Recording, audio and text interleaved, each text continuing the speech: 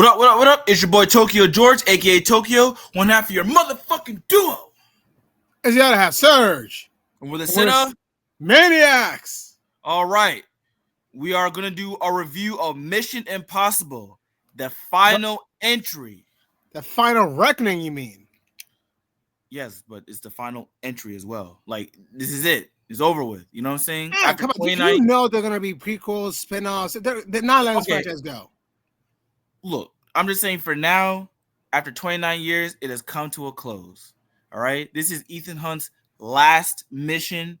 If you watch the first, not the first Mission Impossible, but the last Mission Impossible movie, this is part 2 of Ethan trying to fight this AI.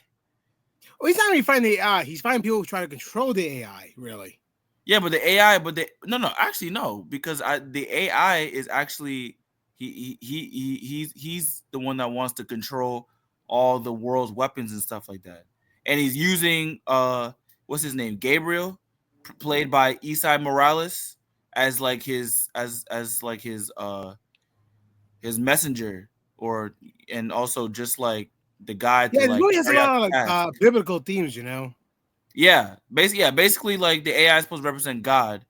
And then, Gabriel, Isai Morales' character, the angel and everything like that. He's basically his messenger, / hey, yo, I'm gonna carry out these evil tasks and everything like that. It's like a twisted version of the Bible, of the biblical, people that we know in the Bible.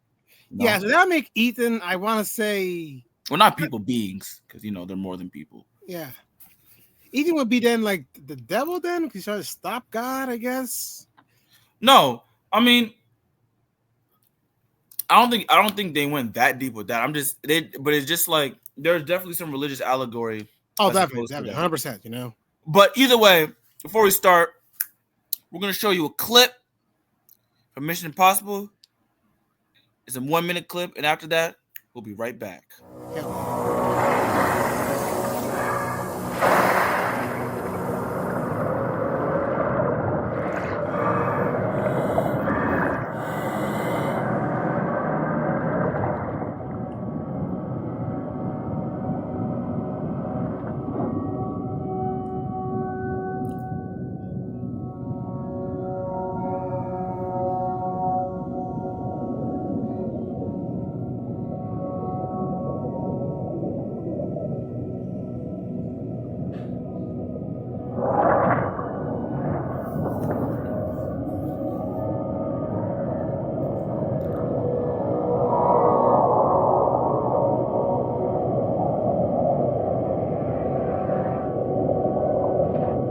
Mark to turn. Aye, sir. My rudder is right full.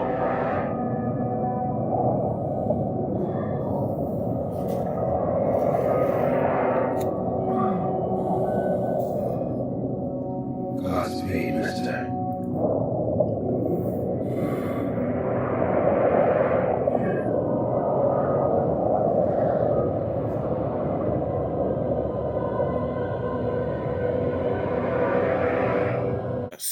All right.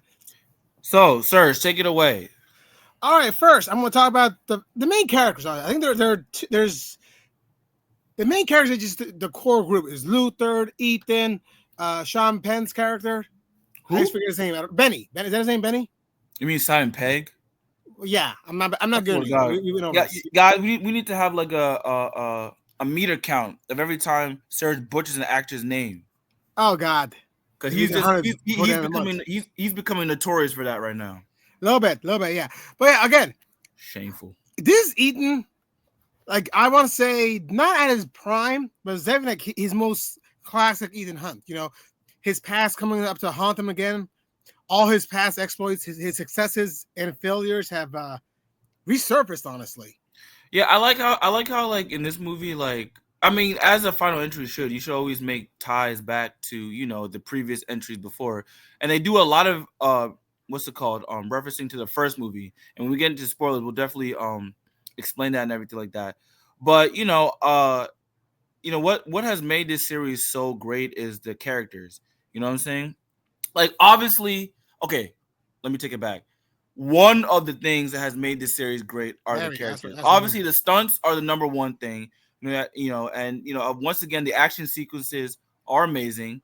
There's definitely a plane scene that we'll get into spoilers for. I don't know how the hell this man didn't die. But then again, that's like every movie. I'm always thinking, how the hell is he not dead yet? You know what I'm saying? It's got to be some kind of green screen, man, because there's no way how that can happen, you know? You do know in the fifth one, right? He was on the side of a plane. Oh, definitely, yeah. That was nuts, though. Is that the one with Henry Cavill? No, that's Fallout. That's 6. The fifth one was Rogue Nation. Right. Fallout's my favorite, honestly. Yeah, Fallout's my favorite too. But Well, yeah, no, Henry Cavill, you know. But another thing is the characters, and especially, this is the last entry. Like, you really feel like, damn, like you've been on an adventure with all these characters and everything, and this is like the ending and everything like that. Like, Luther and Ethan obviously have like the best character moments because like that's been his boy through damn near all the movies. I Like think since he met like in the first first, episode, right? yeah, since like the first one and everything like that, right? I believe I don't know if, I don't think he was he in the fourth one? I'm not sure. I mean, I think only Ethan's been in like every possible movie, you know. No, obviously Ethan, but I'm saying I don't know if Luther was in the fourth one. But either way, he's been in. That's all the comics, right? It's hard to keep track of most of the stuff, you know. Yeah, let us know. But yeah, Luther's been in all of them and everything like that, and he's always been the confidant to Ethan, and you always felt like, yo, these dudes are really brothers in arms, everything like that. Like they're best friends, and you really feel it here. You know what I'm saying? And then also Benji, Simon Pegg's character, has grown. He was just a weasel guy. You know what I'm saying? Guy like the guy who was usually behind. Behind the front line and everything like that. But then he got thrusted into the field and everything like that, and he's definitely proven himself time and time again why he belongs in the field. But also you had that sense of bonding with him as well, and of course, other new characters as well. They have great character moments like Haley Atwell's character. Basically, what's her name? Peggy Carter. You know what I'm saying? Like, wait, what about the character who played Mantis in the MCU? She was there. I'm gonna get to her, but I'm saying that Peggy Carter, Haley Atwell, even though she's a relative newcomer, she also has great scenes with Tom Cruise and whatnot and everything like that. And of course, Mantis. I don't know the actor's name, but Mantis from Guardians of the Galaxy. Though. Yeah, she is fine. Mantis from Guardians of the Galaxy and everything like that. Like, she also has good character moments. You know what I'm saying? Because she went from just being a straight up assassin villain to, okay, you know what I'm saying? Like, ever since Ethan saved her and everything like that, she's, basically had a redeeming, start to show some redeeming qualities. Oh, it was more like revenge too on Gabriel for betraying her. You know what it is? Yeah. And that's one of the redeeming qualities. So without further ado, we're getting to spoilers in 5, 4, 3, 2, 1. Take it away, Serge. Okay, so basically, what they're gonna do? They gotta try and trap God in a bottle. Yeah. Basically, it's the AI. It's becomes so powerful. It's taking control of like all the nuclear. And this really a race against the whole world. It's really a race against time. If I get in trouble, it's like trap it. Yeah, no, you're right. And like I said, like this is really like a race against time. Like this series, especially like the last 4 or 5 of them, have really been really giving you that edge of your seat feel. You know what I'm saying? Like, oh my god, if we don't do this, we're gonna blow up half the world. Say it again. No, the AI's gonna blow up the whole world. We actually saw the AI for a few moments, even went inside like a chamber, like a coffin thing. We saw it. We saw, and I don't know how close we are to AI in real life to reach that level. Oh, it's gonna happen fast. We think we are, and we're getting there. Not as close as we, we could be. So I'm thankful for that. Yeah, no, but don't worry, it's getting there. But no, I mean, like, obviously he showed them a reality. Obviously, yeah, he showed them the reality, but like, that's the thing. Like, they're always at the edge. They always have these moments to make you feel at the edge of your seat, like like this is like really urgent, like because usually, you like these plots aren't new. Of course, yeah, in a super spy movie, you're gonna have a villain that's gonna want to blow up, the entire world or whatever. But these guys blow up the world. I mean, really, who does that? Super villains, you know what I'm saying? But in this case, they really make you feel like holy shit, like they really make you feel like this is urgent and stuff, And spoiler alert, Luther dies. He does early, though. Y'all been getting them. Y'all been getting the comments. When y'all reacted to our short and everything like that, telling me that Luther was gonna die. Fuck y'all for that. You know what I'm saying? Like, come on, guys. We don't do spoilers here. We try to keep it free for everyone. So no one gets ruined. Yeah, exactly. Like I wanted to go in cold, but at the same time, I called it in the trailer. You know what I'm saying? Like, because this is the last one, and plus the way they cut it, it was just like, it looked like he's about to die. Yeah, he had death flags. And plus, he's always the voice of reason. Whenever you're the voice of reason in a franchise, you're gonna die sooner rather than later. Yeah, you're gonna die. Yeah, you're gonna die. I won't say sooner because it took 8 movies. You know what I'm saying? But you're gonna die. And then I thought the villain, I never thought the villain was like deep. But he was a formidable foe. Gabriel? Oh, yeah. Yeah, he was ruthless. Ruthless. He really got under your skin type shit. You know what I'm saying? Like, he knew he had the advantage, so he was kind of a dick about it. Right. And then also like I said it earlier too. Like, I like how this movie like makes callbacks, to previous franchises. Especially the first one. It's weird how many it did actually. Yes, especially the first one.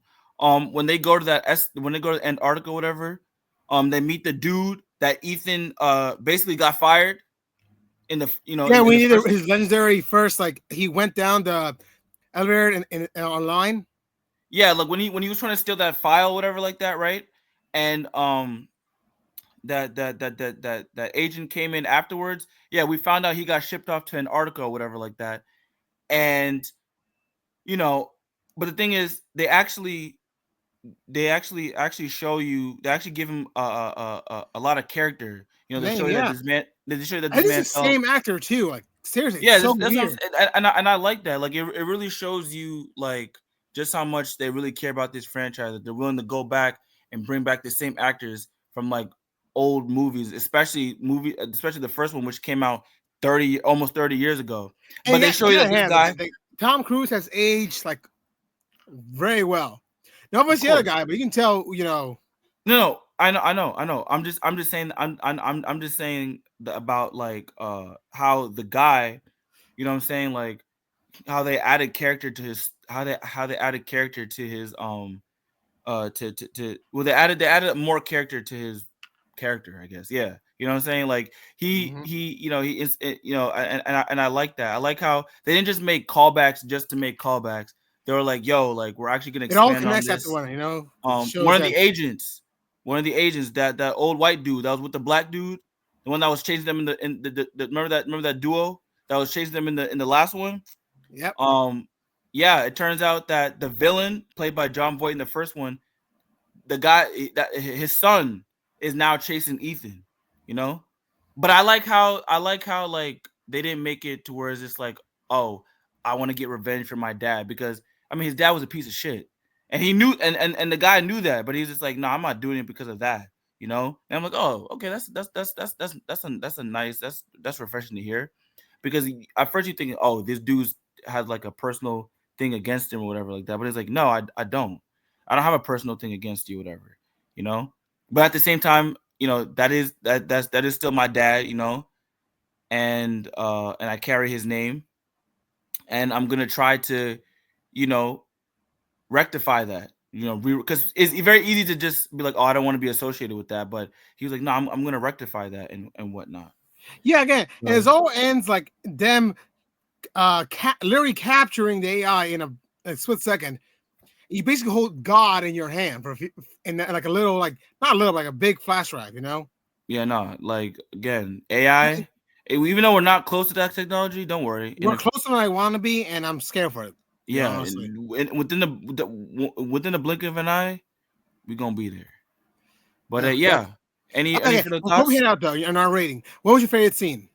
Oh, my favorite scene was the airplane scene when he was versing the Gabriel, and I did mention this earlier, when he was versing Gabriel and everything like that. Oh my God, his name's Gabriel. God. Yes, sir. We just all right, so it just occurred to me right now. Wow.